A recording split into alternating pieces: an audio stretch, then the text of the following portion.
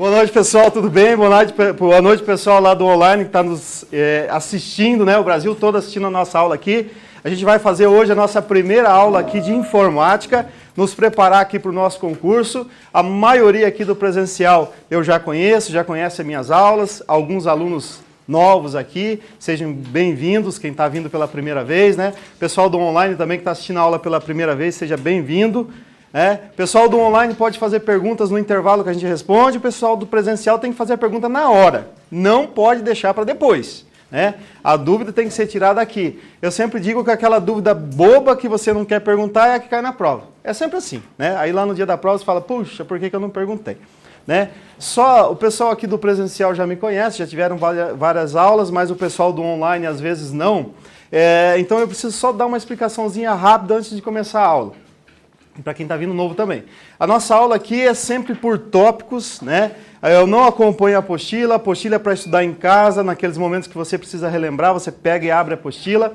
Então a gente vai fazendo por tópicos e eu vou fazendo uma linguagem prática e que você entenda para a sua prova, né? Ninguém quer saber termo técnico, ninguém quer ser técnico de informática, ninguém quer ser analista de sistema. Eu quero chegar na minha prova e tem 10 questões de informática, ou 18 como veio na PF, né? E acertar as 18. Agora, você tem que entender para acertar. Mas em prova, para vocês, não é cobrado o termo técnico. Então, a gente vai fazer o que cai na prova. Beleza? Tem dado muito certo, né? O pessoal que fez PRF, PF, NSS, arrebentaram a informática. Quem foi fazer o Educador Social de Santa Catarina aí? Alguém foi? Como é que foi lá a informática? Difícil? Tava difícil? Tá vendo? Uma prova de Educador Social em Santa Catarina, salário bom, que eu sei que o salário lá é bom, e informática veio arrebentando. Então, como é que vai ser concurso de nível federal aí? Lá a prova era estadual, né? Estadual. Uma prova estadual veio arrebentando. Então, vocês já imaginam que PRF vai vir arrebentando, PF vai vir arrebentando, Polícia Civil vai vir arrebentando. Então, não pode menosprezar informática. Beleza? Então, vamos lá. Pessoal, essa primeira aula aqui, ó, é de suma importância, porque nem sempre lá na nossa prova cai hardware, o tópico hardware, né? Às vezes não vem esse tópico, algumas bancas trazem, outras não, mas a gente tem que saber isso aqui, né? Ah, professor, já estou careca de saber isso. Quanto mais você escuta o termo, quanto mais você entende o termo, mais você vai ter segurança para chegar na sua prova e responder correto. Não é porque você já viu 1, 2, 3, 4, 5 vezes. Veja 30 vezes, 40 vezes até a sua prova. Aí você chega lá com a firmeza de não titubear e aí vai dizendo assim, CESP tem uma pegadinha. Não é CESP tem uma pegadinha. Eu sei que a questão está errada e vou responder errado. Eu sei que a questão está certa e vou responder certo. É assim que tem que funcionar. Por isso que a gente tem que repetir, né? Eu trouxe ali a nossa amiga Caveira ali, justamente para nos lembrar disso, que um lema que a gente usa muito aí nos meios militares, né? Treinamento difícil, combate fácil. Então isso aqui tem que ser difícil, tem que ser exaustivo, fazer muita questão, estudar muito para chegar no dia da prova, facilidade, né? E aí arrebentar. Pessoal, então vamos lá. Hardware, parte física do computador, isso é muito tranquilo, né? Só precisamos nos lembrar que essa parte física, quando a gente fala de hardware, não é só específico de computador, né? Nós temos aí computador de carro, né? GPS que tem hardware, nós temos eletrodomésticos que tem computação, que fazem programação lá, ligar e desligar a cafeteira, aquela história toda, máquina de lavar roupa e assim por diante. E outros equipamentos que tem vídeo, por exemplo, vai ter uma placa de vídeo, tá? E tem processamento, então vai ter um processador. Bom, disso aqui, o que a gente mais tem que prestar atenção, primeiro nesse aqui, ó. Esse aqui é o CPU, né? Quais são os outros nomes que podem aparecer na nossa prova em relação a CPU? Processador é um deles. O que mais? O CP.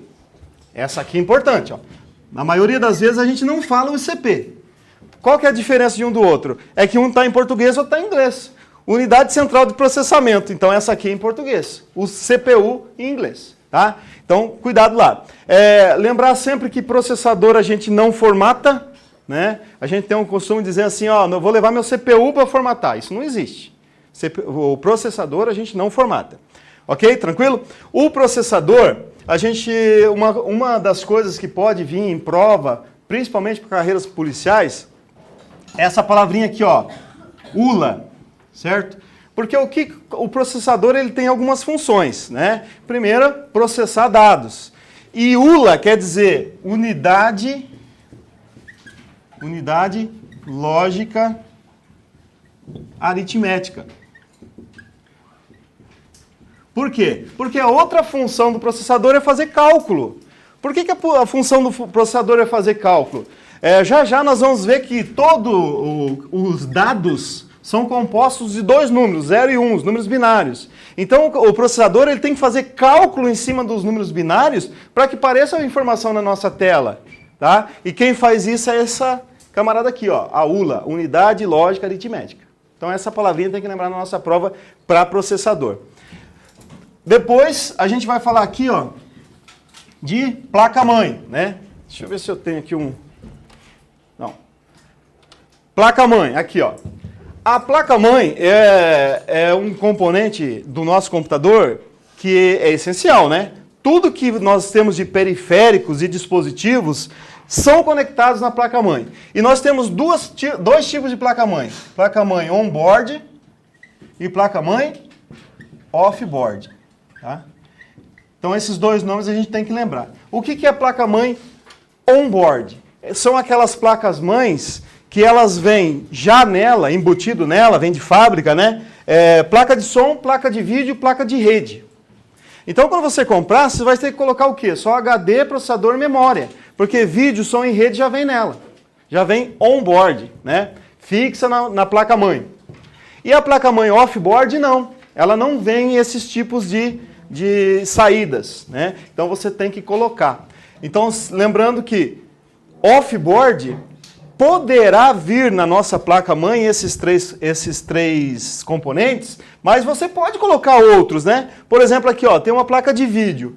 A placa-mãe on-board, que vem vídeo, por exemplo, é essa saída comum, que você vai chegar, vai ligar seu computador, está funcionando. Só que, por exemplo, eu sou um cara que gosta de jogar no computador.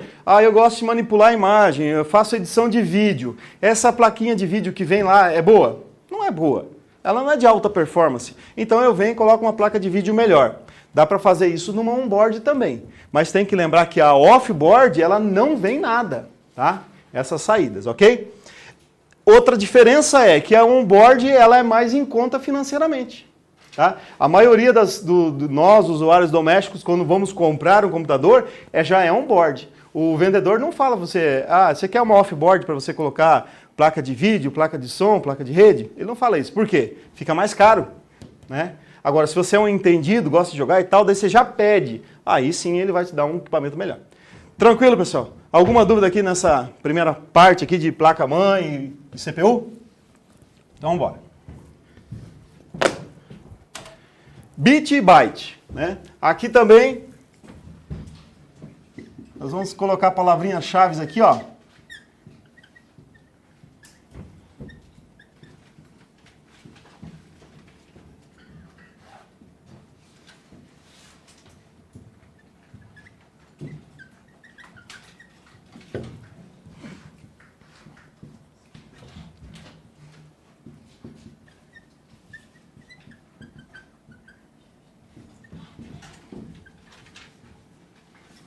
Bom, tá aqui, ó. Se a gente procurar lá no Google, por exemplo, o que significa bit ou o que significa byte, ou você for ver num livro de informática aí, nós vamos achar aí umas 300 páginas falando disso aqui. Para a nossa prova, pessoal, você só precisa lembrar esses 3 tópicos aqui, ó. Gravou isso aqui, não tem como errar a questão em prova. Tá? Vamos explicar. Menor unidade de processamento ou informação aqui também pode aparecer nas nossas provas. Menor unidade de processamento ou de informação. Por que menor unidade de processamento de informação? Porque o bit ele é representado por esses dois números. Como é que é o nome deles? Número? Binário. Né? Então aqui em informática não tem nada menor que 0 e 1.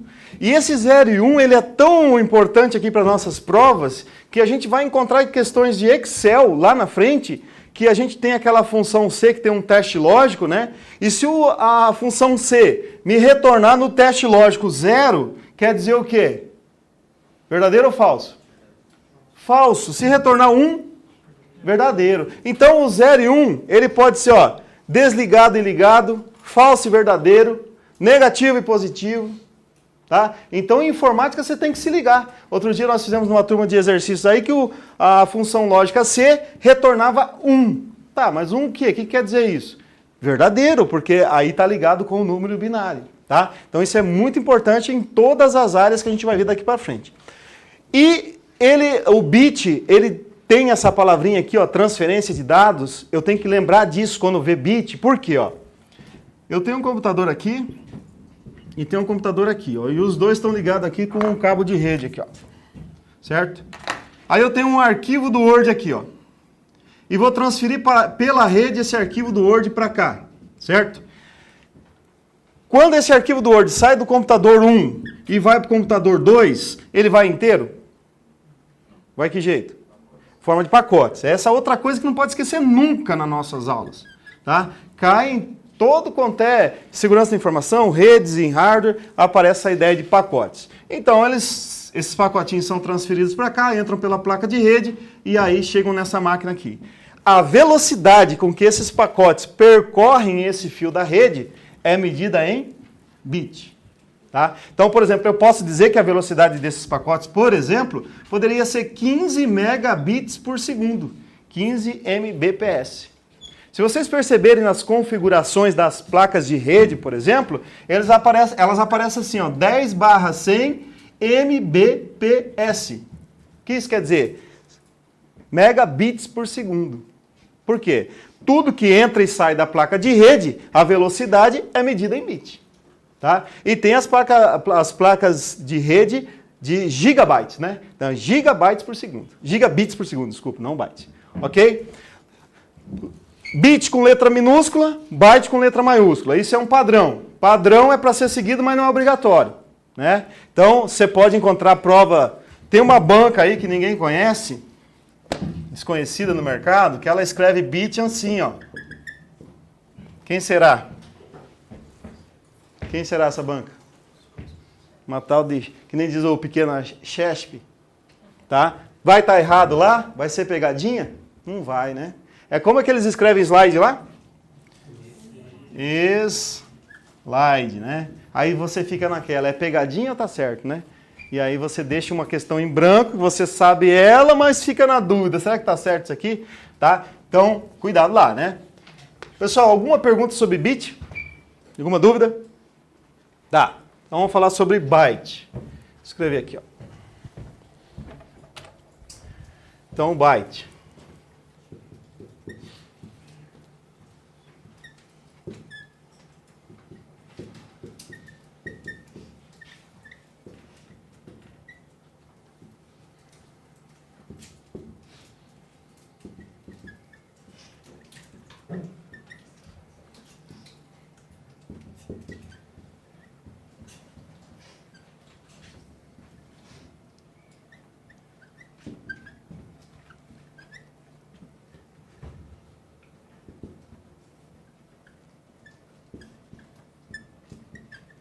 Pronto, byte. Para eu ter 1 byte, eu preciso de 8 bits, certo? Então, isso quer dizer o seguinte, ó. Se eu tiver isso aqui, ó.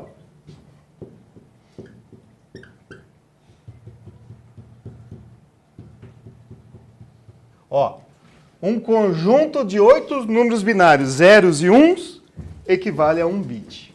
Tá? 1 byte, desculpa. 8 bits, 1 byte. Tá?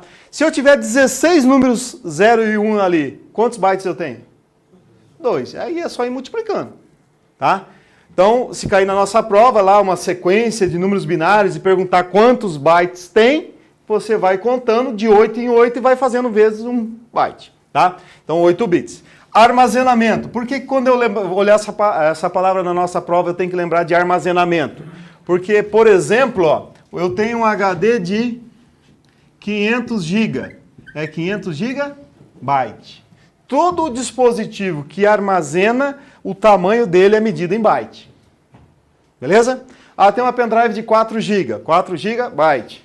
Então, se cair na minha prova que meu HD tem 500 gigabit, o que você vai colocar? Errado. Tá? Não existe HD de 500 gigabit. Tá? E outra informação importante é isso aqui. Ó. Todos os caracteres do teclado equivalem a 1 byte. Isso quer dizer que a letra A, o C, o número 1, o tio, o acento, barra, o 0 vale 1 byte.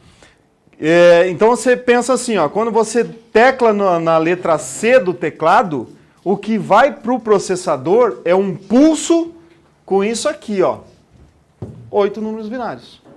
Tá? Quando chegar no processador, o que vai acontecer? Ele vai processar esses números, fazer aquele cálculo, a ULA vai fazer aquele cálculo e vai aparecer na nossa tela a letra C. Tranquilo? Conseguiram pegar, pessoal? Então, ó, esse sábado nós temos uma turma de exercício aqui, e tinha uma questão falando sobre bit e byte desse ano de uma prova de CESP. Então, isso não é assunto que caiu em 2003, 2004, não, caiu esse ano, tá? Então tem que ficar ligado. Beleza? Vamos lá.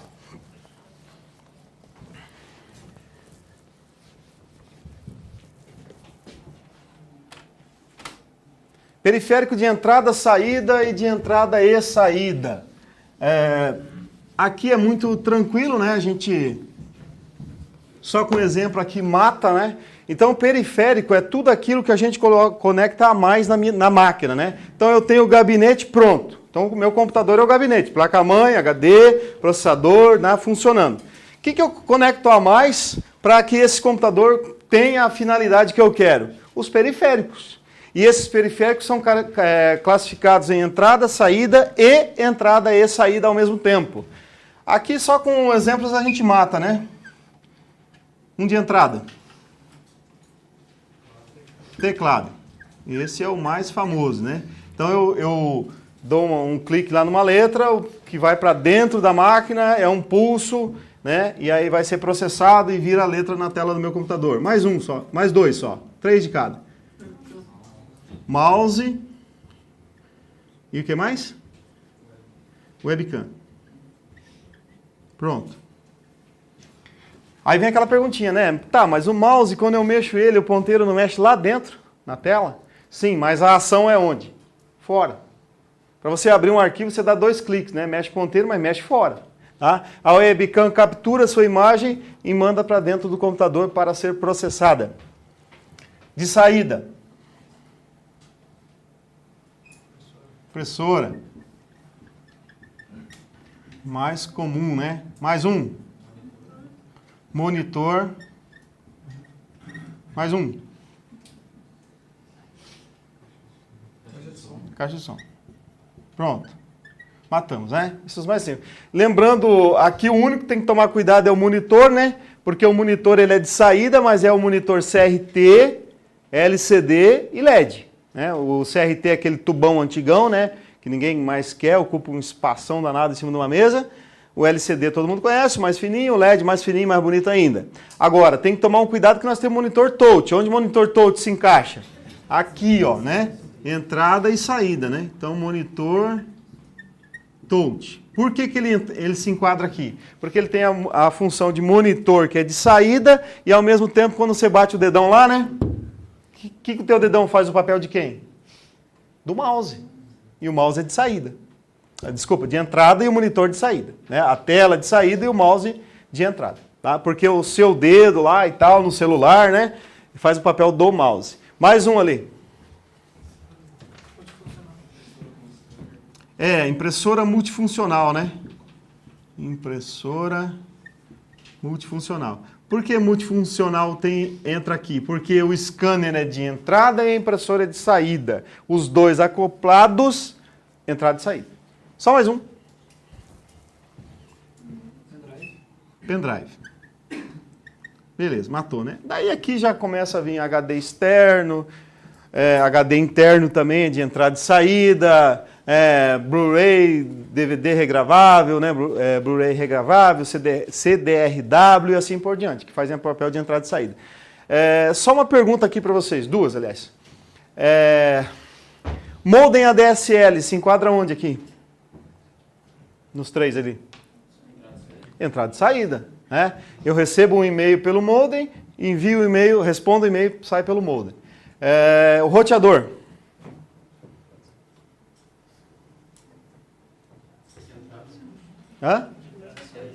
Mesma coisa, entrada e saída. O roteador é aquele equipamento que pode ser na nossa casa, aquele molderzinho ADSL, né? Que a gente tem lá, que é o que tem a anteninha lá, que lá é um roteadorzinho.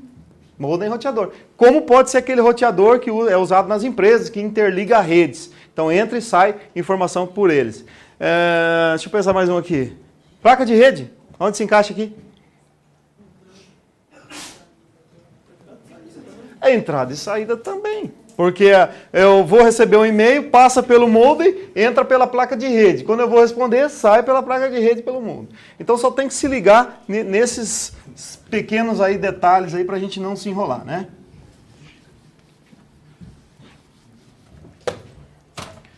Drive e driver, aqui a gente tem que falar, porque às vezes em prova a gente se enrola um pouquinho com isso aqui. Aqui para matar, ó, drive é hardware e driver software. Tá? Então, drive, pessoal, é aquele equipamento ali que eu coloco o meu CD-ROM, o drive de CD-ROM. São os equipamentos que leem mídias, né? Então, por exemplo, eu tenho o local onde eu colocava o disquete lá, é o drive de disquete, então é o equipamento. Agora, o driver é o programa, o software que faz com que o equipamento funcione, né? Então, por exemplo, ó, eu tenho uma impressora e aí essa impressora, no momento que eu conecto ela no meu computador, tem uma tecnologia que faz com que essa impressora seja reconhecida pelo nosso sistema operacional. Qual que é? Plug and Play. Plug and Play.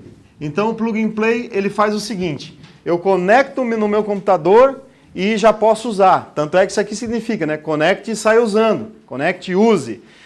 Porque até algum tempo atrás, se você queimasse o seu teclado, por exemplo, você tinha que desligar o computador, tirar o teclado, colocar ele de novo e aí ligar. Hoje não precisa mais fazer isso, né? Tá? Então, isso é plug and play. Chego e conecto uma impressora. Eu preciso reiniciar minha máquina para conectar uma impressora? Não. Qual que é a principal porta de conexão plug and play? USB, né? Tá? Bom, aí eu conectei a impressora, o sistema operacional reconheceu através da tecnologia plug and play. Isso quer dizer que já está funcionando? Não. Isso quer dizer que agora vai entrar em cena o driver, né? Tem 3 opções para que a minha impressora funcione e utilize os drivers. Quais são? Quem lembra? Primeira delas. Você tem que ter, por exemplo, um CD de instalação, certo? A maioria dos equipamentos hoje não vem mais CD de instalação, né? Não vou nem falar em disquete, né? Vamos falar em CD só. Se não vem o CD, o que eu faço? Baixo do site do fabricante. Mas ainda tem uma opção que pode ser usada antes dessa.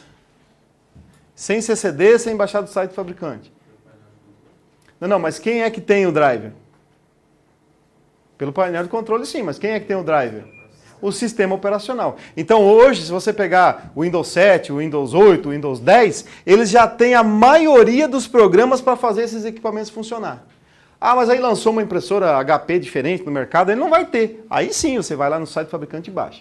Caiu uma questão há um tempo atrás, numa prova da CESP, né, contando aquelas historinhas doidas lá, e falava o seguinte, ó, determinado servidor público comprou uma impressora, vamos inventar um modelo aqui, HP 912, nem sei se existe isso. Aí ele comprou essa impressora HP 912 e aí, quando ele instalou, né, reconheceu automaticamente, mas não existia o driver de instalação da impressora no sistema operacional. Aí o que ele fez? Ele fez o download do driver e instalou a impressora e estava usando. Tá? 2 meses após, a impressora queimou. Aí o que ele fez? Ele gostava muito dessa impressora, ele foi lá e comprou outra. A pergunta lá na prova é, ele necessitava baixar novamente o driver? Comprou o mesmo modelo. Não. Uma vez ele baixou o driver para o sistema operacional, não precisa baixar de novo. E aí tem que tomar um cuidado, né? Ler atentamente a questão para ver se o cara não formatou a máquina, né? Porque às vezes lá no meio tem uma palavrinha assim, mas antes, mas a sua máquina deu problema e ele precisou formatá-la e logo em seguida ele comprou uma impressora, HP 912. Ele precisa fazer o download novamente? Aí sim, né? Porque aquele drive que ele baixou foi pro beleléu junto com a formatação, tá? Então só tem que ficar prestando atenção nesses detalhezinhos, né? Vamos lá. Bom, quando a gente fala de hardware, não tem como não falar de memórias aqui na nossa aula. Por quê? Porque essa parte de memórias também também é uma situação que vai aparecer tanto se vir o tópico hardware, como pode cair também lá em segurança da informação, que é onde que o vírus atua, aquela história toda, né? E memória, nós temos dois tipos de memórias. Memórias principais, né? Memória principal e memória secundária. Tá? Então, desses dois tipos de memória aqui. Nós vamos ver algumas, as que caem em prova. Não tem necessidade da gente estudar todas as memórias que o computador tem, porque são muitas memórias, não há nessa necessidade. A gente vai ver só as que caíram aí no ano passado, esse ano. Eu sempre faço o download da prova que aconteceu no final de semana e para ver o que as bancas estão cobrando, e só cobram isso aqui mesmo. Não se preocupe que não vai aparecer mais nada além disso. Memória ROM, memória principal. Tá? Então vamos lá, memória ROM, memória principal. Quais são as características da memória ROM? Tá aí no folhetim de vocês. Somente leitura. O que mais? Não expansível. Não volátil.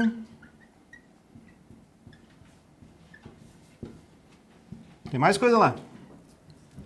Nela está o boot. Setup. O que mais? E o BIOS. Né? Então, isso aqui que eu preciso lembrar da memória ROM. Né? Isso aqui também é outra coisa, se você for procurar aí em livro, em Google, você vai ficar doido com os termos técnicos lá, com as explicações que eles dão lá sobre não volátil, sobre boot. Então, vai por aqui que você vai se dar bem. Tá? Memória ROM, pessoal, é essa memória aqui, ó. Que aqui essa parte marrom é a placa-mãe, ela vem fixa na placa-mãe, né? Aqui ela tá fora, né? Mas ela vem fixa, não dá para tirar ela daí. Se for tirar ela em casa aí, você vai estragar a sua placa-mãe, tá? A memória ROM, o que vem de memória ROM na minha placa-mãe, que o fabricante coloca, já é suficiente. Então é por isso que ela é não expansível, porque eu não preciso colocar mais memória ROM na minha máquina. Que está ali é suficiente, tá? Então, memória ROM eu não formato, eu não mexo nela. O que é a função dela? Gerenciar a placa-mãe. Tudo que você conectar na placa-mãe, a memória ROM vai pegar a configuração e mostrar depois aqui no setup, que a gente já vai ver. Tá? Então ela faz todo esse gerenciamento de clock de processador, dos componentes instalados, de temperatura do processador, de temperatura da placa-mãe, tá? Ela gerencia tudo isso. E não é expansível, não precisa instalar mais. Aí nela está isso aqui, ó. Isso aqui o que é? O boot. Então, o que o boot faz? O boot, pessoal, é um processo, né? Então, o boot é o arranque inicial da máquina. Quando você liga seu computador, começa o boot. Hoje as máquinas são tão rápidas que você não consegue nem ler isso aqui, né? Na minha época, esse aqui, por exemplo, ó, eu peguei um AMD Sempron, você podia ficar aí lendo tudo que acontecia aqui, ó, dava tempo tranquilo. Hoje não, é bem rapidinho, né? Tá? Mas se você quiser parar esse processo para ler, também dá. Ok? Então, durante o boot, o que vai acontecer? Vai entrar em cena o BIOS. Tá? E o que o BIOS vai fazer durante o boot? Ele vai verificar se todos os hardwares e todos os softwares, certo? Necessários para o funcionamento do computador estão presentes. Tranquilo? E aí vem uma pegadinha em prova, porque é o seguinte, ó.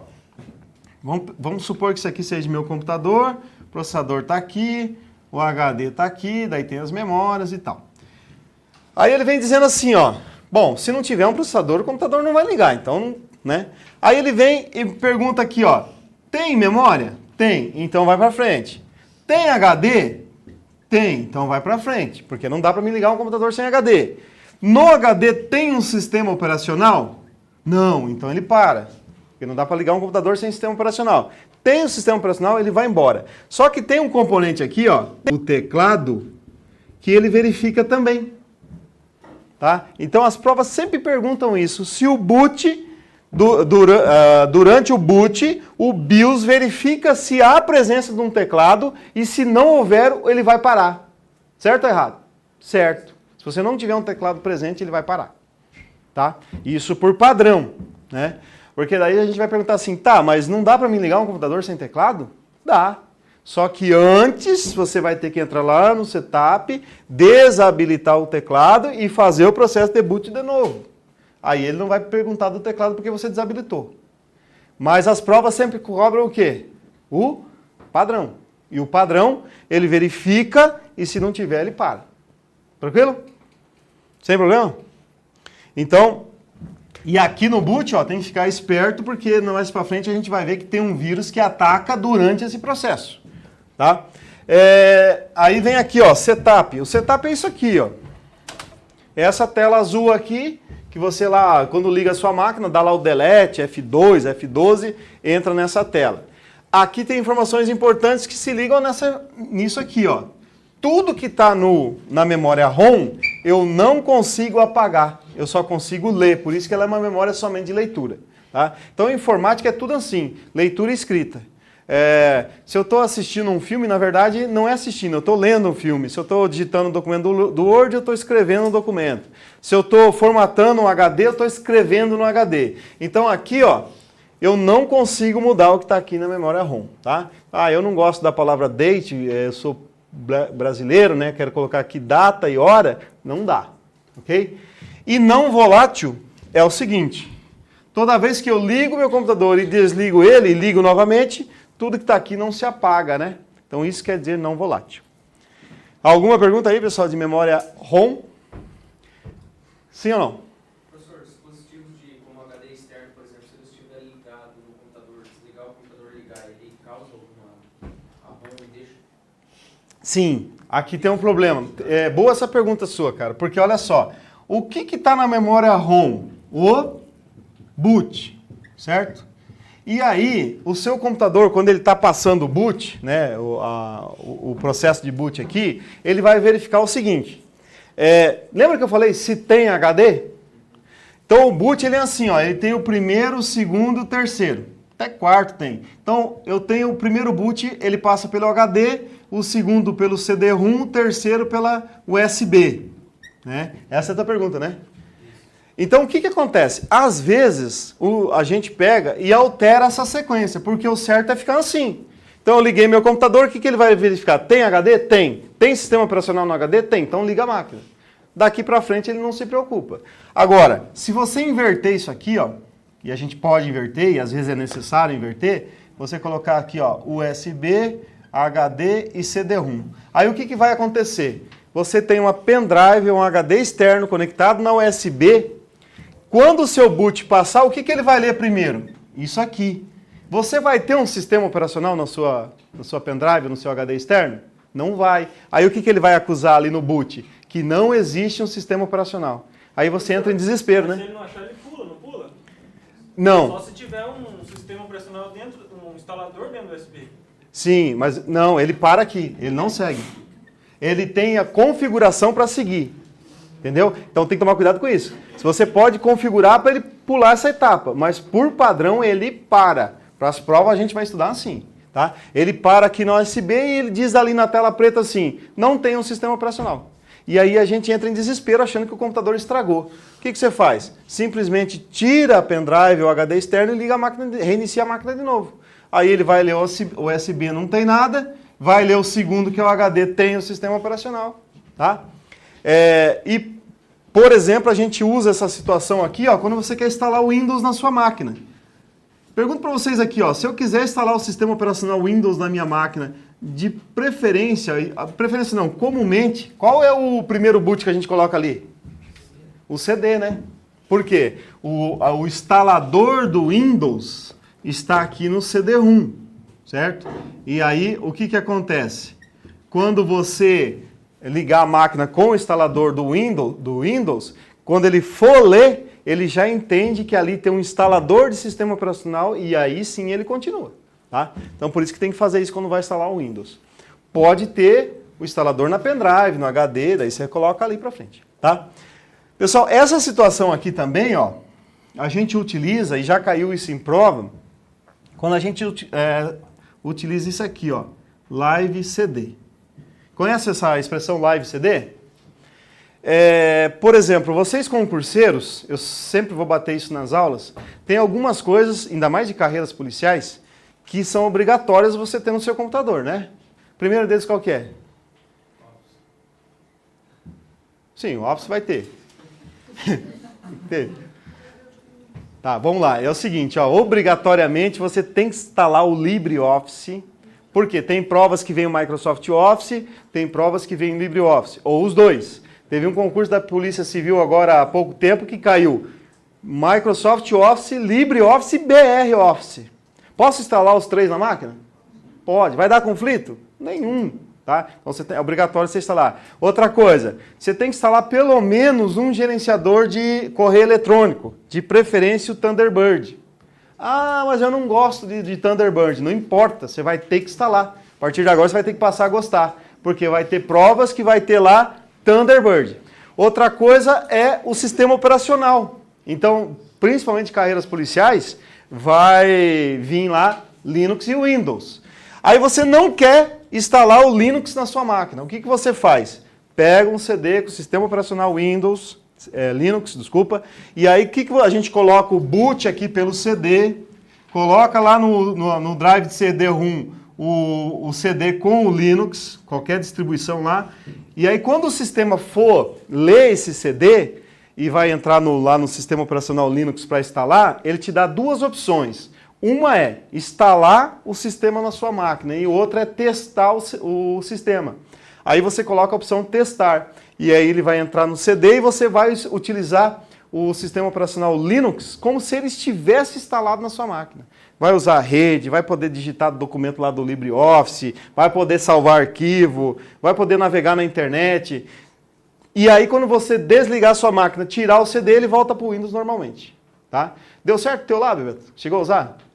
Funciona muito padrão. Quem quiser, pessoal, a distribuição Ubuntu, que todos os órgãos públicos usam a Ubuntu, geralmente, porque é a mais, digamos assim, legal para o usuário doméstico, né, que se parece muito até com o Windows. Então, todos os usuários e servidores de órgãos públicos têm lá no seu computador instalado o Ubuntu. Então, quem quiser, é só me trazer um CD, eu gravo para vocês. E aí você pode testar sem instalar na sua máquina. Não vai estragar sua máquina, não vai perder nada do Windows. E isso se chama Live CD. E não é só sistema operacional, dá para usar outras coisas, outros programas também, tá? Beleza? Bom, de memória ROM, alguma dúvida? Então vamos lá. Memória RAM, também outra memória principal. E essa memória RAM, pessoal, ela é totalmente ao contrário da memória ROM. Vamos lá. Então a RAM, ela é leitura, escrita, ela é volátil,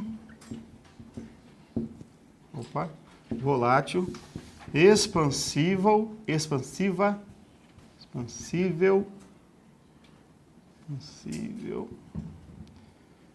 e ela recebe os softwares.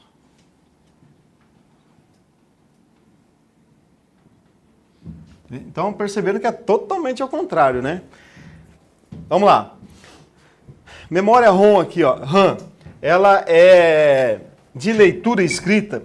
E eu vou até escrever aqui em vermelhinho aqui, ó, porque isso aqui também é uma informação importantíssima, ó. Tudo que você faz no seu computador é executado na RAM, certo? Ou seja, na memória RAM, né?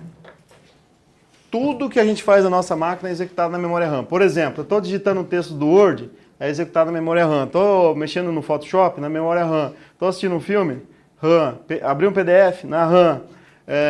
Quando o antivírus está passando, onde que ele passa? Onde ele é executado? Na memória RAM.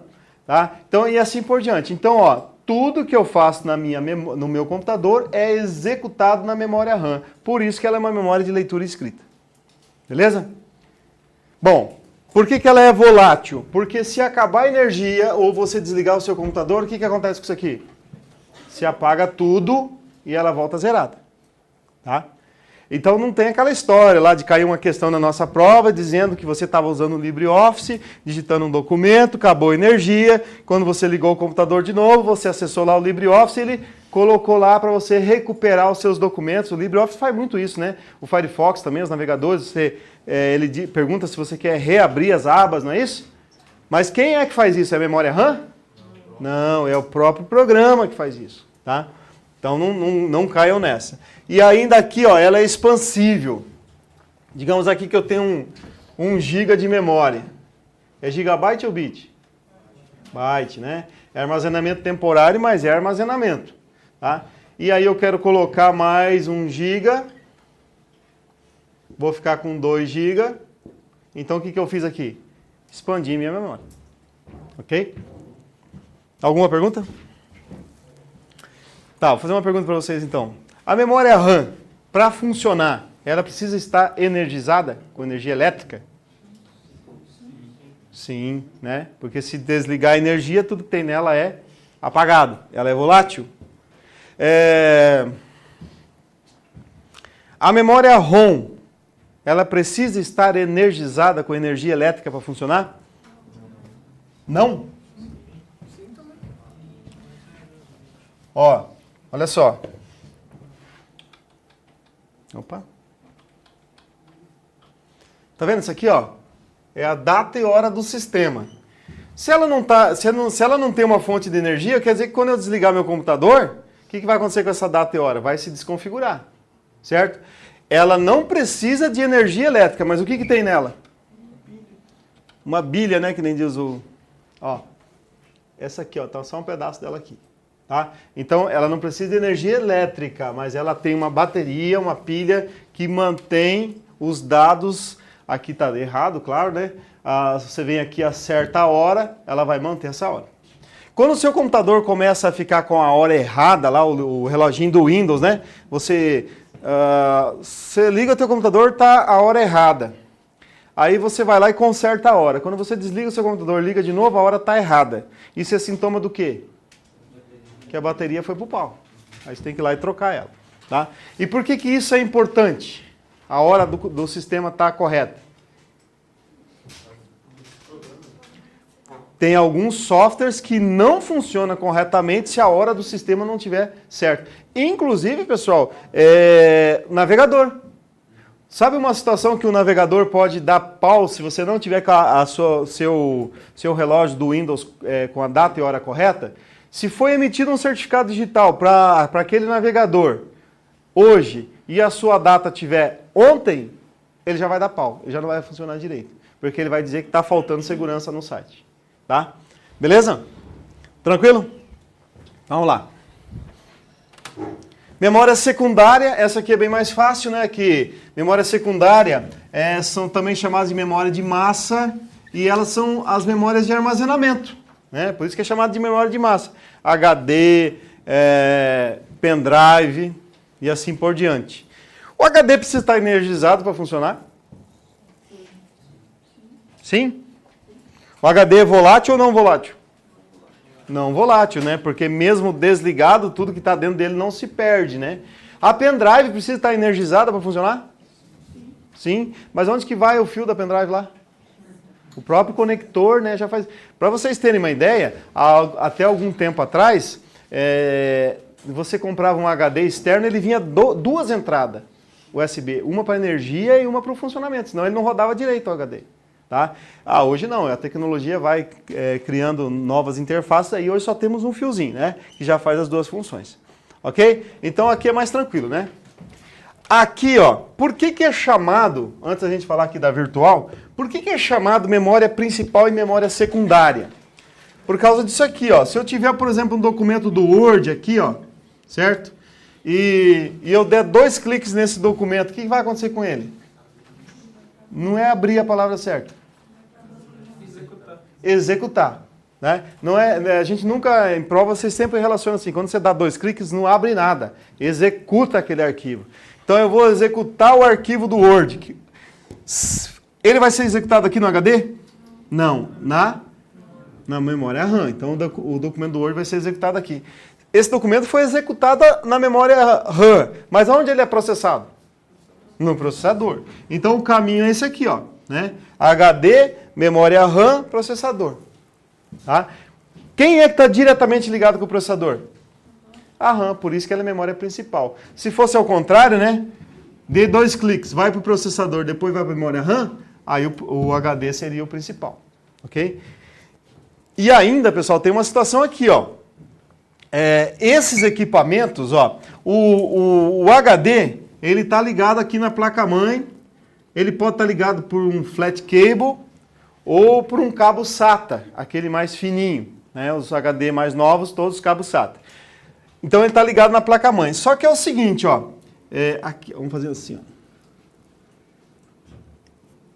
Ligou na placa-mãe, está energizada a parte de energia e tal. Aí, ó, como é que é a comunicação dele com a memória RAM, né? Vai daqui para a memória RAM. Como que a memória RAM se comunica com o processador? Através dos barramentos. Tá?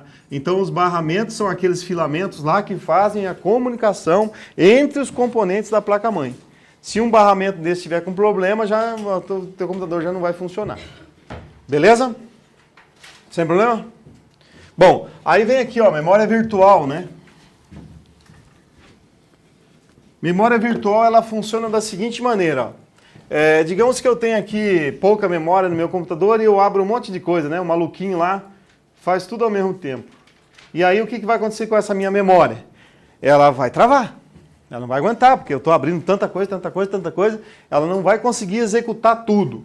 Aí, ó, para ela não travar, o HD, junto com o sistema operacional, fornece memória virtual para ela, certo? Só para dar uma desafogada, para ela não travar.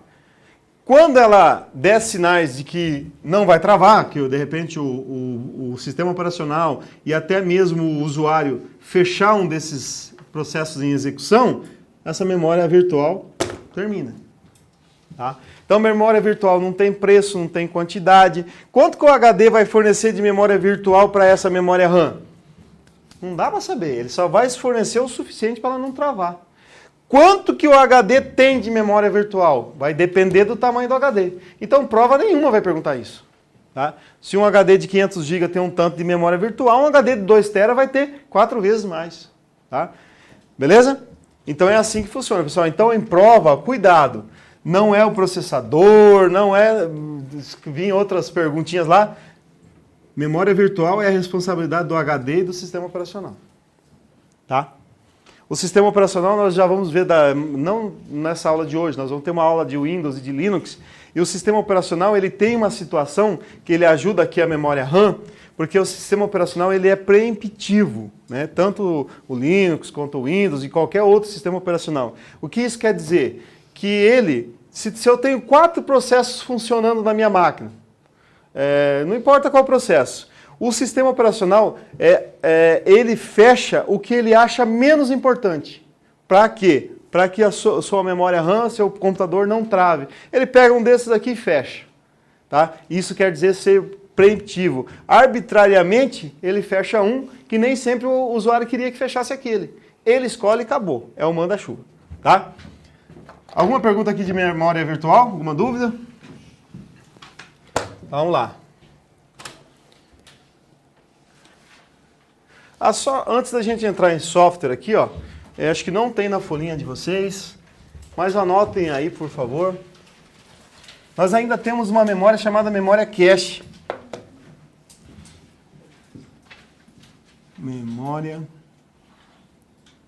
cache. Então coloque, ó, memória cache está onde? No processador. Tá? A memória cache para nossas provas, a gente tem que lembrar disso, que ela está no processador e ela é uma memória de alto processamento, uma memória muito veloz. Tá? E muito cara também. Tá? Isso aqui não cai em prova, mas vamos colocar, talvez vai que alguma banca resolve cobrar, o nome que é dado para elas é L1, L2, L3. Tá? Então, memória cache, para que ela serve? Por exemplo, ó, você pode colocar um processador i7. É bom esse processador? Core, Intel i7. Bom, né? Bom e caro também, né? E colocar no seu computador só 1 GB de memória RAM, teu computador vai funcionar? Sim ou não? Vai, claro que vai. Se eu colocar 2 GB de RAM com o processador i7, vai funcionar? Claro que vai. Se eu colocar 8, vai funcionar. Então, por processador, o tanto que você colocar, só vai ter uma coisa que vai interferir. O processador ele é tão veloz que a memória RAM não vai dar conta da velocidade do processador. Para que esse esquema não falhe, né? Não trave a máquina, não dê algum problema na sua máquina, para ajudar a memória RAM, o processador tem a memória cache. Então a memória cache ajuda a execução das coisas que a memória RAM não consegue. Entenderam? Então, eu posso colocar um processador i7 e 1 GB de memória RAM? Beleza, vai funcionar legal. Por quê? Porque daí vai entrar em cena a memória cache, que vai ajudar a memória RAM na execução do processo. Então é isso que a gente tem que lembrar para a nossa prova e nada mais. Beleza? Bom. Professor, isso aí não tem nada a ver com aquelas paradas de quad-core lá, 4 núcleos de processamento? Não tem a ver.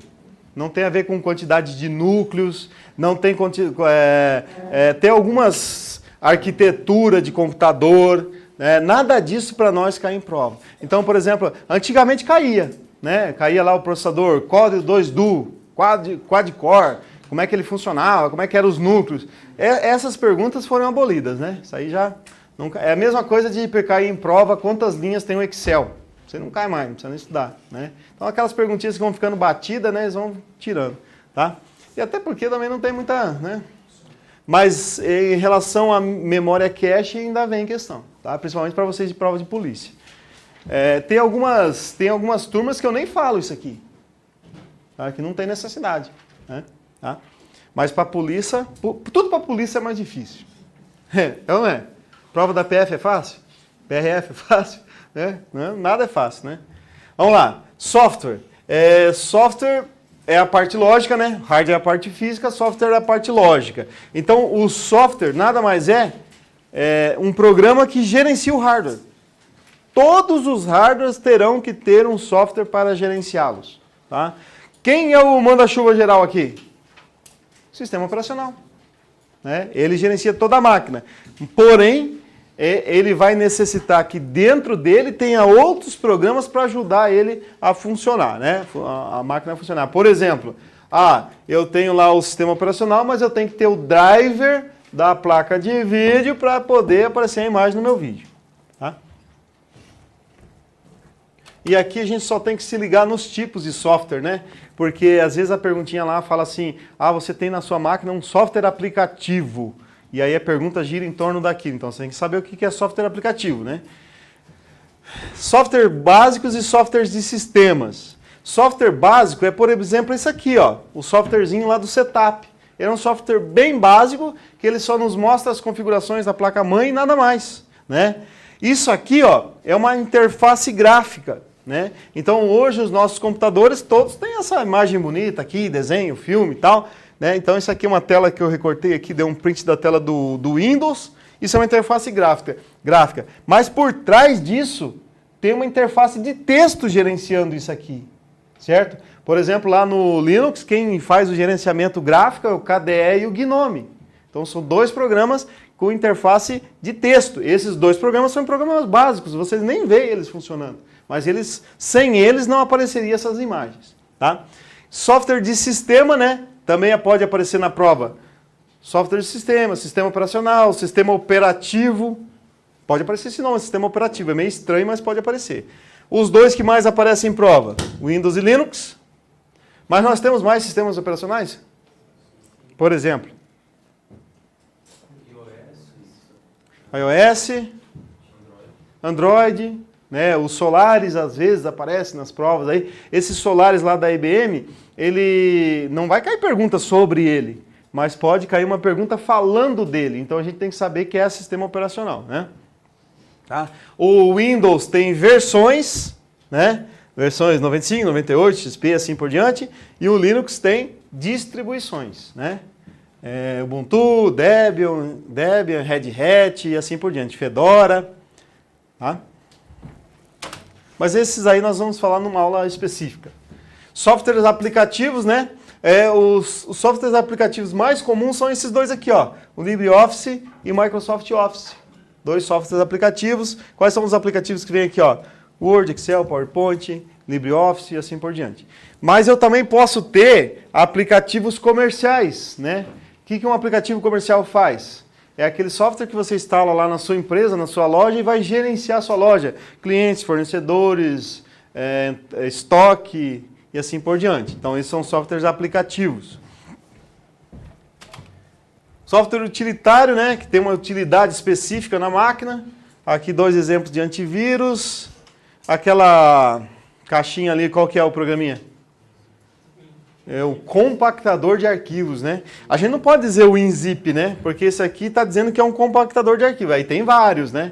Então o nome correto é um compactador de arquivo. Software que faz backup e assim por diante. Aqui que talvez, às vezes, dá uma confusãozinha, ó. Software proprietário, grátis e livre. Software proprietário é aquele software que tem uma propriedade intelectual, né? Então o cara criou o software, certo? Mas ele pode ser pago e pode ser grátis. A gente tem aquela ideia que software proprietário é pago, mas não é isso. Pode ser as duas. A diferença aqui entre os dois aqui eu tenho o código-fonte fechado. Mesmo que eu deixe a pessoa usar gratuitamente o meu software, eu não quero que ele mexa no código-fonte. Não quero que ele altere meu programa, né? Então aqui, ó, o Windows é proprietário e pago, o Microsoft Office é proprietário ou pago? É grátis ou pago? Pago. Mas não... pago, né? Tem que lembrar que a prova é pago. O Internet Explorer, é grátis ou pago? É grátis ou pago o Internet Explorer? Pago. Para você usar o Internet Explorer, você tem que instalar o Windows, aí vem junto o Internet Explorer. Aí tem esse aqui, o Adobe. O Adobe tem uma parte paga e uma parte grátis. Qual que é o grátis deles? Isso, o Adobe Reader, né? Você pode instalar lá e usar. E aí nós temos, por exemplo, aqui nós temos o Photoshop, que é pago, nós temos o Adobe Premiere, que é pago, o After Effects é pago e assim por diante, tá? Software grátis são aqueles softwares que podem ter o código-fonte fechado ou aberto, certo? Mas eles não são cobrados, né? Então a gente tem exemplo ali, o Skype, por exemplo, a gente pode baixar e instalar, o Firefox eu posso baixar e instalar na máquina e não pago, o Java. Isso aqui é o quê? Antivírus, né? Posso instalar na minha máquina sem problema nenhum. Aqui, ó, código-fonte aberto, né? Então, essa é a principal característica do software livre, código-fonte aberto. O software livre eu posso emprestar, distribuir, redistribuir e assim por diante. Agora, o software livre, que tem o código-fonte aberto, ele é pago ou é grátis? As duas coisas. Tá? E não é porque tem esse nome código software livre que ele é sempre grátis. Tá? Não caiam nessa em prova. Porque é o seguinte, ó,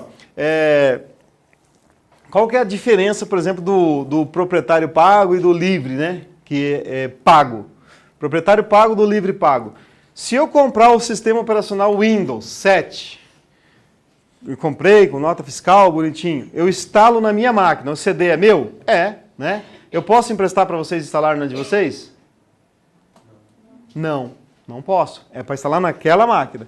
Geralmente o cara faz isso, né? Mas não pode, ok? Agora, se eu, porventura, pagar pelo sistema operacional Ubuntu, né, que pode ser cobrado. Então, você liga lá, manda um e-mail lá para a comunidade Ubuntu e fala assim, ó, eu quero que manda um CD para mim aqui no meu endereço. O que eles vão fazer? Eles vão cobrar pelo CD, pela postagem e podem cobrar pelo desenvolvimento do software, né? Na verdade, eles falam que é uma doação, né? Você doa porque o pessoal está lá atualizando o software e assim por diante. Aí chega na sua casa, você pagou lá, sei lá, R$200, instala na sua máquina. Esse sim, você pode pegar o CD e daí emprestar, você pode deixar o pessoal copiar que não tem problema nenhum. Inclusive alterar o código-fonte. Beleza? Sem problema. Você pode cobrar pelo software livre? Na verdade, assim, né? Se você quiser cobrar, você cobra, né? Agora, você não pode alterar um software livre, melhorar ele e querer cobrar por esse trabalho. Isso não. Né? Agora, eu posso pagar R$200 num CD do Ubuntu, aí algum de vocês chega para mim, empresta para mim? Não, empresto, 50. Ué, você paga o que você quiser. Né? Se você não quiser pagar, quiser ele grátis, o que você faz? Faz o download do site, pô. Né? Beleza? Pessoal, alguma dúvida aqui sobre essa parte aqui, nossa introdução, que essa primeira parte, ela não, como eu falei, não é uma coisa que aparece nas provas com frequência, né? Mas a maioria dos tópicos que a gente falou aqui vai aparecer em outros lugares, como aqui, por exemplo, já vai aparecer. Tá? Redes de computadores, esse é certo. O código-fonte do grátis é o quê? Fechado? Pode ser fechado e pode ser aberto. Tá? O que diz que se o código-fonte é aberto ou fechado é a palavra livre. Software livre tem o código-fonte aberto. Mas o software livre pode ser pago e pode ser grátis. Tá? Pessoal, esse aqui, ó, redes de computadores, esse não tem nega. Esse vai aparecer na sua prova certo e reto. Né? Porque nós tivemos uma prova recente, agora não me lembro qual foi a prova, que não veio o tópico assim, redes de computadores, mas veio escrito o quê? Internet e intranet. O que é internet e intranet? Rede de computador. Tá? Então daí você tem que estudar tudo que é relativo à rede, porque se aparecer internet e intranet, aí você tá apto a responder as questões. Né? Então, redes de computadores é a definição. 2 ou mais computadores ou dispositivos ligados trocando informações. Tá? A gente fala dispositivos por quê? Porque hoje nós temos smartphone, tablet, né, e outros tipos de equipamentos que podem ser ligados numa rede. Certo? Tem que tomar um cuidado com isso aqui. Ó. Eu tenho um computador aqui, eu tenho um computador aqui. Ó. Vou botar aqui o fiozinho. Os dois computadores estão ligados. Eles estão em rede?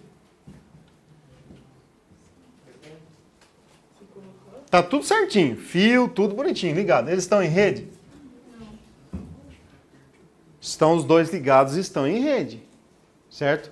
Dois computadores ligados e estão em rede. Aí vocês falam assim, tá, mas não teria que ter uma pessoa operando eles? Não precisa. Tá? Então não há necessidade de que tenha aqui um usuário operando essas máquinas para eles estarem em rede. Basta que estejam ligados.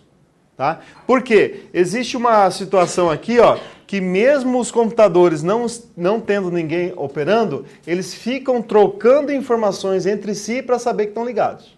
Tá? Beleza? Agora, se esse aqui estiver desligado, eles estão em rede? Aí não, por quê? Para ser rede tem que ser no mínimo 2, né? Agora, se eu fizer isso aqui, né? Tivesse um hub aqui, eu fizesse isso, ó. Só aquele desligado, estão em rede? Sim, porque aí tem no mínimo 2. No máximo quantos? Não tem. Né? Quanto? Tem que estar configurado? Eles têm que estar configurados? Sim, tem que estar configurado.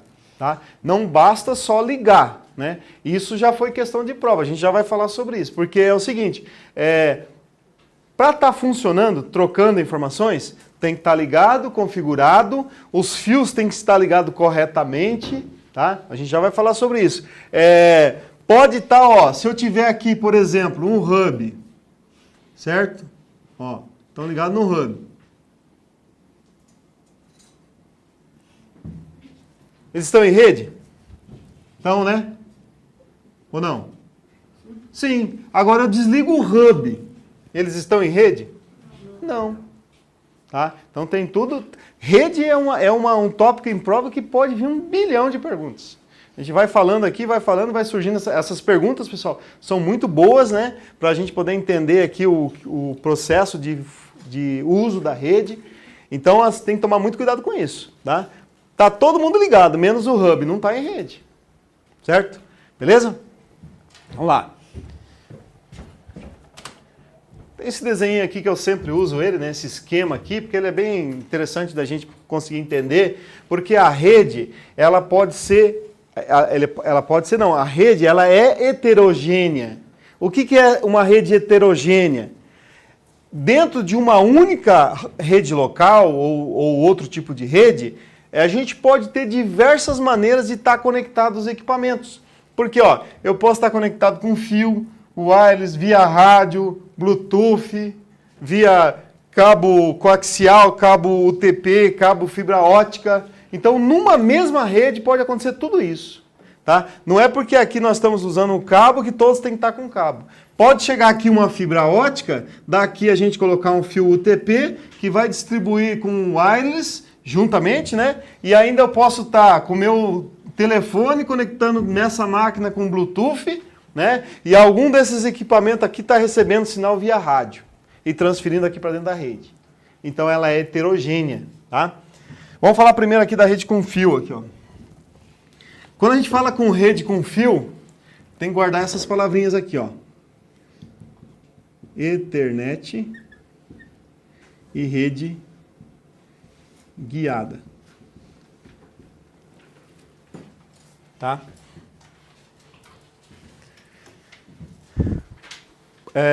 Por que a gente tem que saber isso? Porque o examinador nunca vai dizer lá na sua prova assim, ah, você tem 3 computadores ligados com fio. Ele vai dizer assim, ó, você tem 3 ou mais computadores ligados no padrão Ethernet. Se é padrão Ethernet, o que vai acontecer? Você tem que se ligar. Estão ligados com fio. Tá? Então tem que saber esse nome. Por que é uma rede guiada? Tudo que é transferido aqui dentro dessa rede é em forma do quê? Pacote. Então, ó, chegou um e-mail para mim aqui, para essa máquina aqui, ó. Esse e-mail vai entrar o quê? Vários pacotinhos. Até chegar lá na máquina, vai entrar os pacotinhos, vai passar aqui pelo switch, o switch vai identificar que é para o IP dessa máquina, vem para cá os pacotinhos entram aqui pela placa de rede, vão ser processados e aí eu vou ler meu e-mail aqui na tela do computador. É assim que funciona. Então, ó, pergunto para vocês, os pacotinhos vão percorrer só por onde? Só pelo fio. Por isso que é uma rede guiada, ou seja, guiada pelo fio. Tá? Tranquilo? Bom, aí nós temos aqui essa outro tipo aqui, ó. Como é que é o nome dessa rede? Wireless, né? Wireless. Tá? Então, a rede wireless. A rede wireless, né? Daí o nome, né? Aqui é a rede padrão Ethernet, a gente sabe com fio. Rede sem fio, wireless. E por ser sem fio, e aí esses pacotinhos serão transferidos pelo ar, né? Então, por exemplo, ó, chegou um e-mail aqui e é para essa máquina aqui, ó. Por onde que o pacotinho vai vir? Ah, ele pode vir por aqui, por lá, por cima, não sei, vai ser pelo ar. Então é uma rede não guiada. Por que essa informação é relevante? Porque o examinador vai colocar assim, ó, você fez um download de um arquivo e os pacotes são transferidos dentro da sua rede de forma não guiada. Essa rede é mais segura ou menos segura que um padrão Ethernet? Vocês acham que é mais seguro ou menos seguro? Nenhum das duas. É a mesma coisa. Porque o padrão, eu só tirei o fio. Mas do jeito que vai ser a segurança da rede, vai ser com firewall, com antivírus. A Wi-Fi tem a wireless tem o Wi-Fi que garante a segurança dos pacotes, a chegada dos pacotes. O fio aqui, se tiver tudo protegido, a gente vai ter a segurança principalmente do antivírus e do firewall. Tá? A segurança da parte do usuário, que não vai estar acessando sites que sejam de conteúdo duvidoso. Tá? Então não tem essa. E lembra sempre, né? Se a CESP comparar, errado. Comparou que a rede Wi-Fi, por exemplo, é mais segura que a... Ó, se eles compararem que a rede não guiada é mais segura que a guiada, errado. A guiada é mais segura que a não guiada, errado. Tá? A segurança aqui quem vai determinar é o usuário. Certo? Se você tiver uma rede aqui sem fio, sem antivírus, babau, né? Tá? Beleza, pessoal? Alguma dúvida aqui?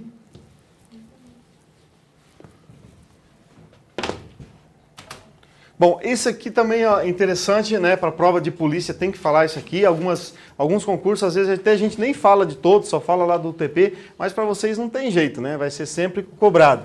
Esse cabo aqui é o cabo coaxial, tá? Esse cabo coaxial é igual esse da TV a cabo que a gente usa em casa aí, né? Alguns têm em casa aí. Ele tem um fio de cobre no meio. Esse cabo aqui ele tem muitos problemas. Era usado, hoje não se usa, muito raro se usar esse cabo, né? Mas 99% das redes é o cabo UTP lá. Qual o problema desse cabo aqui? Ele tem alta interferência eletromagnética. Ele, a cada 3 metros, eu tenho que colocar um amplificador de sinal, certo? Então, por exemplo, eu tenho um computador aqui, eu tenho um computador daqui a 3 metros e quero esticar um computador a mais 10 metros longe, já tem que colocar um amplificador de sinal, por exemplo, um hub, tá? Senão ele não funciona direito. Nem pensar em passar perto da rede elétrica, tá? É um cabo que essas conexões deles aqui é muito ruim de fazer, dá muito problema, tá? E assim por diante. Esse cabo aqui, ó, cabo UTP, ou qual que é o apelido dele? Par trançado. Esse é o que mais aparece em prova, né? Cabo UTP é o par trançado. Esse cabo, pessoal, ele tem esse apelido de par trançado por causa desses fiozinhos aqui, né? São 8 fios trançados de 2 em 2. Aí esses fios ali, eles têm umas cores padrão. Todas as marcas no mundo inteiro vão ter essa sequência de cores. Isso aí não é à toa, isso aí é usado para quem trabalha com informática, isso é muito útil, né? Para nós, não cai questão falando como que você faz a sequência de cores, assim, não cai, tá? Mas só para vocês terem uma noção, né? Como é que funciona isso? Ó? Eu tenho vários computadores ligados. Eu posso colocar aquele fio ali de qualquer jeito na ponteira? Eu posso. Eu posso colocar de qualquer jeito na ponteira. Só que a mesma sequência que eu coloco nessa ponteira, lá na outra tem que estar igual. Certo? Aí é muito fácil, né? Se eu tiver um computador aqui e um ali no fundo da sala, não vai ter problema. Eu olho a sequência que eu coloquei aqui, olho a sequência lá e resolvo. Agora, vocês imaginam se eu estou numa empresa que tem 200 computadores. E aí eu coloco numa sequência, o outro colega coloca em outro, o outro coloca no outro, aí vira aquela bagunça. Por isso que tem um padrão. No mundo inteiro, né, se segue um padrão, por quê? Se eu, Araújo, colocar uma sequência nesse computador e vier um técnico daqui 3 meses de outra empresa e for mexer no computador lá embaixo, ele vai colocar a mesma sequência porque é um padrão. Tá? Então, só que padrão é aquela história, né? Ele existe, mas não é obrigatório. Então, só que tem que fazer a mesma sequência em cada ponta. Informação relevante para nós é essa aqui, ó. Crossover. Crossover. Tá? Crossover. O que é esse crossover? Oi? É. Tem equipamento lá chamado, não tem? Eu sei dessa. Pessoal, o crossover é o seguinte, ó. Por exemplo, ó, vamos fazer um desenho aqui, ó. Essa foi boa, hein? Olha só, eu vou ligar numa rede um computador direto no outro, com um fio azul, certo? Vou pegar um computador e vou ligar um direto no outro, sem hub, sem nada. Nesses casos aqui, eu não posso usar a mesma sequência de cores, tem que ser invertido, não é a mesma, tá? Por isso que é crossover, inverte a sequência. Tá? Então essa palavrinha ela é importante. Por quê? Ela não vai perguntar para vocês qual que é a sequência de cores que vai cair em cada ponta. Mas ela vai perguntar, já caiu questões perguntando assim, aonde que você usa o padrão crossover de conexão, aliás, em qual tipo de cabo se usa o padrão crossover de conexão? Cabo UTP. Tá? Então essa é uma informação importante. Vocês lembram que hoje eu acho que nem está vindo mais, mas há algum tempo atrás vinha os modem ADSL, quando você comprava, vinha um fio junto para você ligar no computador? Sempre vinha um fio pronto já. Por que os caras mandavam aquilo se aquilo pode encarecer o produto? Né? Pensa bem, né? Para que vai vir um fio daquele lá? E sempre vem. Não sei se hoje alguém já comprou recentemente. Ainda vem, né? Eu faz tempo que eu não compro, então não sei se está vindo.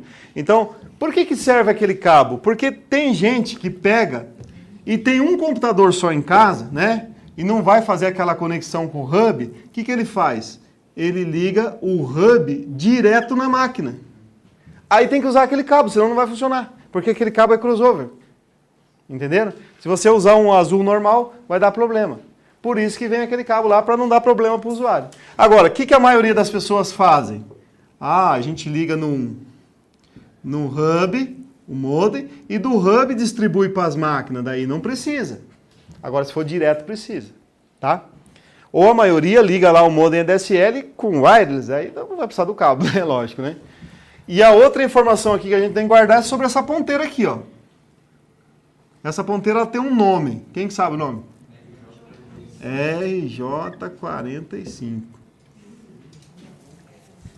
Prova de polícia sempre aparece esse nomezinho aí. RJ45. Muito cuidado se aparecer na nossa prova lá RJ11, né? O RJ11 é aquela do telefone, aquela menorzinha, tá? Tranquilo, pessoal? Esse cabo aqui, o cabo fibra ótica, né? Ó, aqui nós falamos que esse aqui, a cada 3 metros, eu precisaria de um amplificador. Esse aqui, o padrão é 80. Tá? Então, pô, já melhorou bastante, né? 80 metros, ok? E 80 metros também é um padrão, né? Você fala assim, tá, mas eu estiquei um cabo outro dia a 150 metros e funcionou. Poderá funcionar sim. Eu também já fiz isso. Né? Não quer gastar dinheiro para comprar um hub, né? Vai esticando, né? Só que, pessoal, existe uma palavra aqui, ó, que apareceu também nessa provinha, nessa turma de exercício que a gente fez sábado aí, que é essa palavrinha aqui, ó, latência. O que é latência? Latência é quando o sinal vai perdendo intensidade. Então, por exemplo, ó, 80 metros é garantido que o sinal chega forte. A partir de 80 metros vai dando latência. Quer dizer, quanto mais você vai esticando, mais o sinal vai ficando fraco, vai chegar uma hora, se você esticar 400 metros, o pacotinho vai chegar lá? Não vai, porque dá tanta latência que ele não chega lá. A wireless também. Liga um modem ADSL aqui com wireless, se você estiver aqui do lado, está um sinal forte, né? Vai ficando longe, mesmo sem parede, vai ficando longe, vai chegar uma hora que não vai conseguir mais, tá? Então, essa palavra latência é a diminuição da intensidade do sinal, ok? E a fibra ótica aqui, quanto será que eu posso esticar? 50 quilômetros. O problema da fibra ótica, né, é que, na verdade, nem a fibra, né, o cabo não é tão caro. O problema é a tecnologia para usar ela, né? Os equipamentos para usar e tal, que são caros ainda, não dá para... Muitas empresas ainda não usam por causa desse valor aí, né? Professor, a latência pode ser substituída pelo termo delay? Pode sim. Sem problema. Vamos lá? Ó, esse cabo aqui também, pessoal, é o seguinte, ó. Não aparece questões em prova falando disso, né? Mas, sabe como é que é CESP, né? Esse cabo aqui, ó, eu posso esticar ele do lado da rede elétrica? O cabo UTP normal? Não. O cabo UTP normal não posso. Apesar que todo mundo estica, e ele não dá tanta interferência que nem esse aqui. Mas eu já vi um colega meu esticar, esse cara também fez uma coisa, ele esticou no poste de energia. De um lado para o outro da rua, assim, ó. Não deu problema nenhum, mas não é o padrão. Por quê? Porque esse cabo aqui, ó, ele tem cabo blindado, que ele é bem mais grosso, assim, esse sim pode esticar na rede elétrica. Ele tem um cabo que ele tem aqui dentro, ó, entre os fiozinhos aqui, ó, ele tem um cabo de aço. Por que tem esse cabo de aço? Porque se você pegar esse fio e esticar, corre o risco de arrebentar aqueles fiozinhos lá dentro. Mas você precisa esticar, por exemplo, vai que a tua empresa tem um pavilhão, daí tem alguns metros, tem outro pavilhão, vai ficar uma barriga o cabo, não vai? Aí você pega e compra o cabo que tem esse cabo de aço dentro, daí você pode tracionar que não vai ter problema. O cabo de aço não vai deixar o fio arrebentar. Então ele tem diversas tipos de utilidades aqui. E também aparece nas nossas provas isso aqui, ó, categoria 5 e categoria 6. Tá? É o tipo de cabo. O fio azul é o categoria 5, tá? Que é o que mais se usa, né? Tranquilo com os cabos aqui?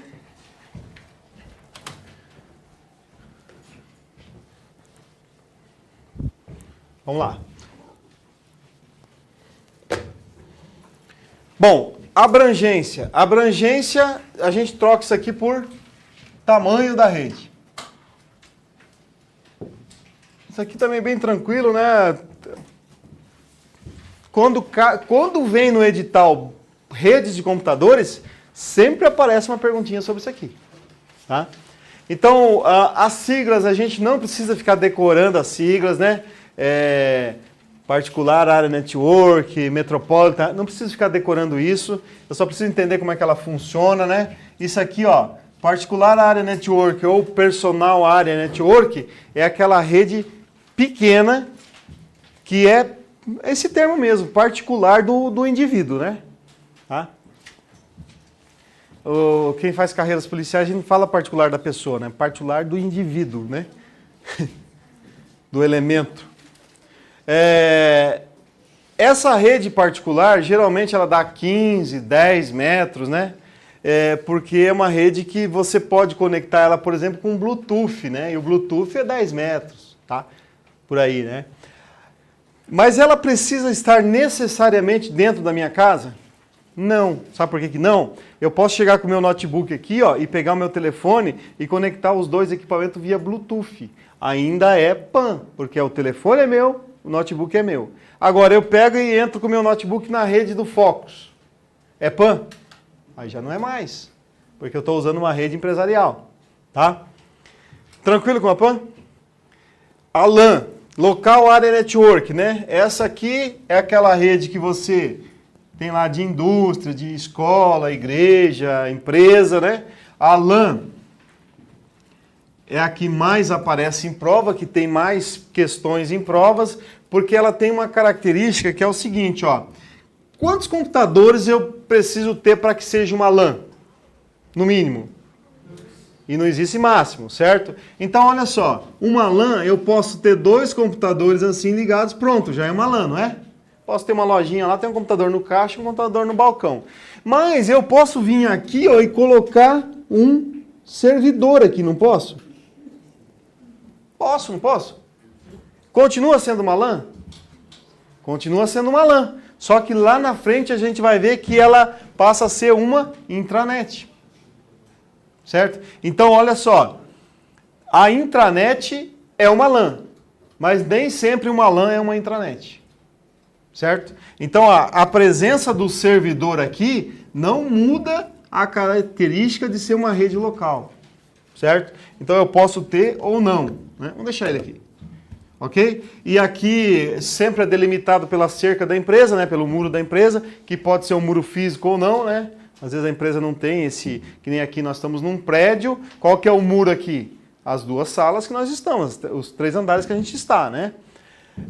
Se eu tiver uma outra, né, rede LAN, uma rede local da mesma empresa, mas dentro de uma mesma cidade, certo? E essas 2 LANs precisam se comunicar, o nome dessa comunicação? MAN. Certo? Metropolitan Area Network. O que é MAN? São várias LANs conectadas dentro de uma mesma cidade. Okay? Não importa se a cidade é pequena ou se a cidade é grande. E pode ser 1, 2, 10 LANs aí. E a WAN, o que é a WAN? Você extrapolou os limites da cidade, quer dizer, foi para o mundo, então é a WAN. Beleza? Então, ó, nós temos aqui 2 LANs dentro da cidade de Cascavel, conexão MAN. Aí eu fiz uma conexão com uma outra LAN lá em São Paulo, né? O Focus agora tem lá em São Paulo. Então, isso é uma WAN. Beleza? Alguma dúvida aqui, pessoal, nessa parte? Olha só. Queria uma perguntinha que caiu sobre WAN e MAN. determinado servidor público estava lá no aeroporto de Congonhas, certo? No saguão do aeroporto, acessando lá o wireless do aeroporto, certo? E ele mandou uma mensagem via WhatsApp para um amigo dele que já estava dentro do avião lá, que estava quase, não estava taxiando ainda, estava parado, certo? Esse tipo de comunicação é uma WAN? Que o cara está no saguão do aeroporto e o avião está lá na PQP, lá, né? E o cara está lá dentro, mas os dois estão via wireless, com a rede do aeroporto. Isso é uma WAN? O que é então? Uma LAN. Se estão usando a rede do aeroporto, é uma LAN. Beleza? Não importa que o aeroporto é gigantesco, é uma LAN. Saiu fora do aeroporto, deu um passo para fora, já não é a mesma LAN. Tranquilo, pessoal? Bom, são 10 para as 9, né? Passamos 5 minutinhos aqui. 15 minutos de intervalo, então 9 e 5 a gente volta.